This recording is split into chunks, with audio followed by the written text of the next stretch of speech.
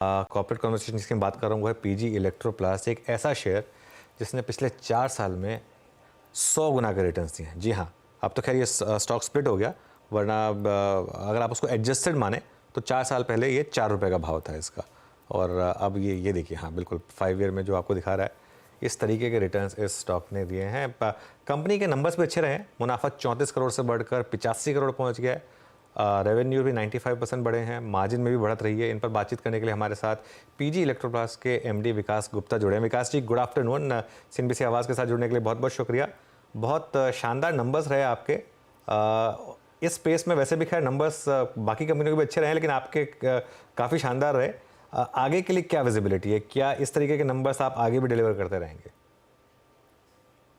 नमस्कार and good afternoon and बहुत बहुत धन्यवाद मेरे को अपने शो में लेने के लिए। जो हमारी कंपनी ने पिछले 4-5 सालों में जो काम किया और हमारी टीम ने जो मेहनत करी है, बेसिकली प्रोडक्ट बिजनेस को हम लोगों ने फोकस एरिया बनाया कि उसको कैसे ग्रो करना है।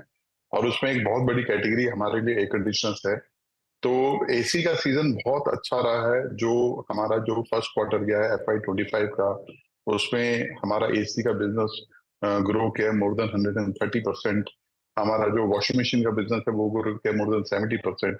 तो ये सारे जो प्रोडक्ट बिजनेसेस है इन्होंने बहुत अच्छा हमारे को एक ग्रोथ मोमेंटम दिया है।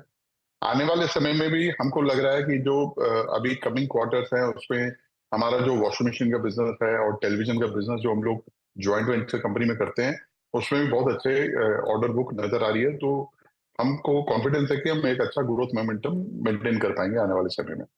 तो एक बहुत तगड़ी ऑर्डर बुक है। आपने इस क्वार्टर को किस लेवल पर ऑर्डर्स क्लोज किए हैं और कितने नए ऑर्डर्स की विजिबिलिटी है इन द कमिंग क्वार्टर्स, अगर उसका एक अंदाजा दे सके? हर्षद जी, हम लोगों ने अपने ऑलरेडी एक रेवेन्यू गाइडेंस जो है FY25 की ऑलरेडी शेयर करी है, जिसमें हम लोगों ने बोला है कि हम लोग माफ कीजिएगा, पहले हम लोगों ने 3,400 करोड़ का रेवेन्यू गाइडेंस दिया था, जिसको हम लोगों ने बढ़ा के 3,650 किया है। ये बेसिकली जो रेवेन्यू गाइडेंस हमने जो अपग्रेड करी है, उसपे मेजर जो हमारे को जो मिल रहा है मोमेंटम और जो मेजर हमारे को सपोर्ट मिल रहा है वो हमारे को एसी में और वॉशिंग मशीन में मिल रहा है। उसके बेसिस पे गया तो ऑर्डर बुक हमारी बहुत हेल्दी है। स्पेसिफिक नंबर अभी देना मेरे लिए मुश्किल होगा, but we have capacities which are almost over booked for the washing machine and for televisions in the coming festive season. And going forward हम लोग कैपेसिटीज एसी में और वॉशिंग मशीन्स में और मजबूत कर रहे हैं, बढ़ा रहे हैं। ओके विकास जी, नमस्कार। वीरेंद्र बोल रहा हूँ दिल्ली स्टूडियो से, और मैं एग्जैक्टली आपके मार्जिन्स और आई थिंक उसके कंट्रीब्यूटर्स के बारे में समझना चाह रहा था। इट्स 9.9%, जिसमें करीब 20 बेसिस पॉइंट का इंप्रूवमेंट आया है।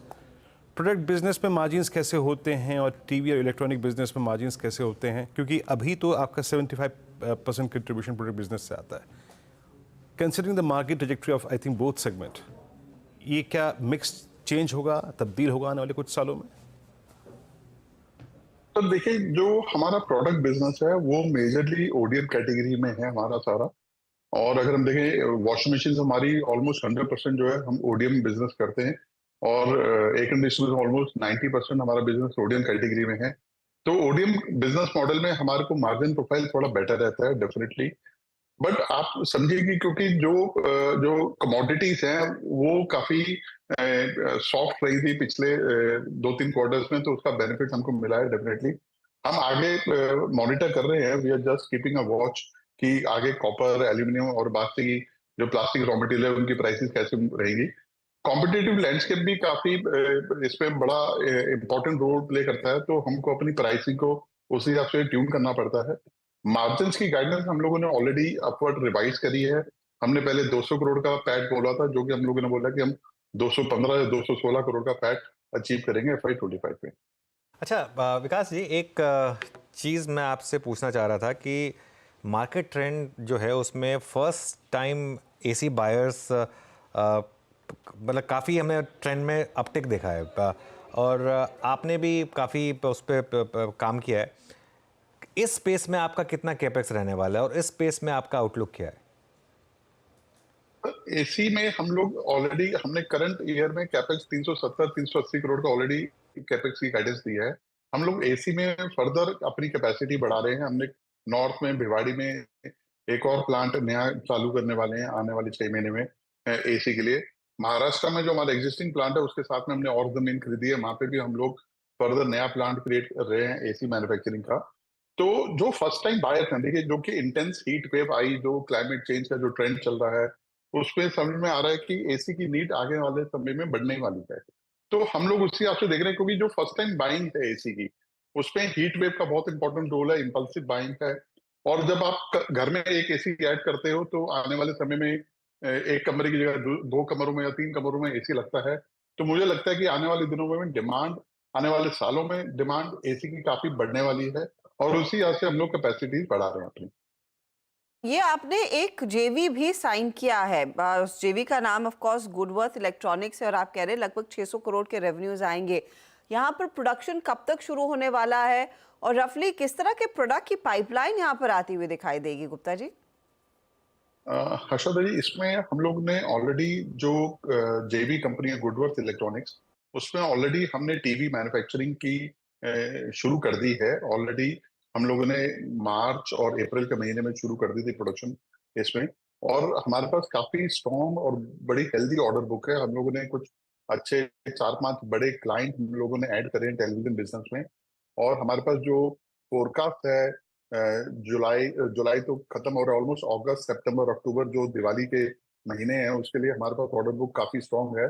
और वी आर वेरी कॉन्फिडेंट कि जो 600 करोड़ का रेवेन्यू का गाइडेंस हमने दिया है गुडवर्थ इलेक्ट्रॉनिक्स में, हम उसको पूरी तरह से अचीव करेंगे। अच्छा विकास जी, अब नंबर्स बहुत स्ट्रॉन्ग रहे, लेकिन थोड़ा सा फ्यूचर के पर्सपेक्ट से एक बात और पूछूंगा आपसे। कोई और नया प्रोडक्ट या फिर प्रोडक्ट लाइन जोड़ने की आने वाले 1-2 क्वार्टर्स में योजना आपकी?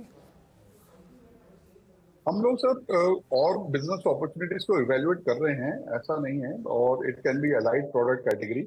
और आने वाले समय में जैसे हम लोग कुछ बिजनेस केस फाइनल करेंगे, we will be releasing information to public domain, और आने वाले समय में बताएंगे। बट अभी चर्चा में है, अभी डिस्कशन में है इंटरनली। अच्छा विकास जी, अब एक चीज़ मुझे आपसे पूछनी है। आपकी कंपनी काफ़ी अच्छा कर रही है और काफ़ी प्रॉफिटेबिलिटी में भी ग्रोथ है, लेकिन आज तक आपने कभी डिविडेंड नहीं दिया। ये आगे जाके चेंज होगा क्या? सर आप समझिए, हम लोग एक कैपेक्स साइकिल में थे। पिछले 4-5 सालों में हमने ऑलमोस्ट 800 करोड़ का कैपेक्स किया है बिल्कुल। पिछले 5 सालों में। तो अभी हम लोग अपने कैश को कंजर्व कर रहे थे, बट इस साल हमने शायद बोर्ड ने रिकमेंड किया है कुछ डिविडेंड, तो हम लोग उम्मीद कर रहे हैं कि इस साल हम कुछ डिविडेंड देंगे। ऑल राइट, बहुत बहुत शुक्रिया विकास जी, बहुत वेल जनरेट किया आपने शेयर होल्डर्स के लिए, और होप करेंगे कि आगे भी इसी तरीके से आप उनके लिए वेल जनरेट करते रहें। Thank you so much. Thank you जी, बहुत बहुत। ओके, चलिए अब एक व्यू लेते हैं इसके ऊपर। आशीष चतुर्वेदी, आपके पोर्टफोलियो में है शायद पीजी इलेक्ट्रोप्लास्ट, बहुत शानदार आउट परफॉर्मर रहा है, कैसे देख रहे हैं स्टॉक को आप? बिल्कुल अनुज, तो ये जो पूरा स्पेस था इलेक्ट्रॉनिक मैन्युफैक्चरिंग स्पेस का, या आप देखेंगे एसी वॉशिंग मशीन का, जो हमने देखा कि बैकवर्ड जो कंपनीज इस पे काम कर रही थी, जैसे कि हमने देखा डिक्सन ने मोबाइल के अंदर में बहुत अच्छा काम किया, उसी तरह से पीजी इलेक्ट्रोप्लास्ट इंडिया की second largest original design manufacturing company है। चाहे आप वॉशिंग मशीन की बात करें, चाहे आप एसीज की बात करें, तो ये एक बहुत बढ़िया ग्रोथ ट्रेजेक्टरी इस कंपनी ने देखने को मिली। और अभी जैसे कहा जा रहा था कि केपेक्स की साइकिल बहुत जबरदस्त थी, अब देखिए पिछले 5 सालों में कंपनी ने करीब 800 करोड़ का केपेक्स किया, बट सिर्फ फाइनेंशियल ईयर 25 की मैं बात करूं तो 380 करोड़ का केपेक्स इस कंपनी ने फाइनेंशियल ईयर 25 में एस्टिमेट किया है। और हम ये समझते हैं कि ये साल करीब करीब कंपनी 4250 करोड़ की एस्टिमेटेड रेवेन्यू क्रिएट करेगा, जिसमें 425 करोड़ रुपए का एबिटा आएगा, और ऑलमोस्ट 210-220 करोड़ रुपए के आसपास का पैट हम एक्सपेक्ट कर रहे हैं, जो इंडिकेट कर रहा है कि 60% की year on year growth PAT में हम एक्सपेक्ट कर रहे हैं। और इसी वजह से हमें लगता है कंपनी एक स्ट्रांग ग्रोथ ट्रेजेक्टरी में रहेगी। तो हम तो अभी भी कंटिन्यू कर रहे हैं, और जब अभी स्प्लिट हुआ उसके बाद से भी हमने देखा स्टॉक 340 से ऑलमोस्ट 450 रुपए की ट्रेजेक्टरी तक आता हुआ। तो we are continuing to hold. Technically मेरा मानना है 360-370 पर एक बहुत बढ़िया बेस अब स्टॉक बनाकर अपने ट्रेंड को मेंटेन रखेगा। ट्रेंड को मेंटेन रखेगा, और एक आउट परफॉर्मर। पिछले 12 महीनों का ही आप रिटर्न आपकी स्क्रीन पर है, लेकिन काफ़ी चल चुका है काउंटर, और सोने पर सुहागा आएगा जब कंपनी आगे डिविडेंड भी देना शुरू करेगी। अच्छा, इस बीच अमित सेठ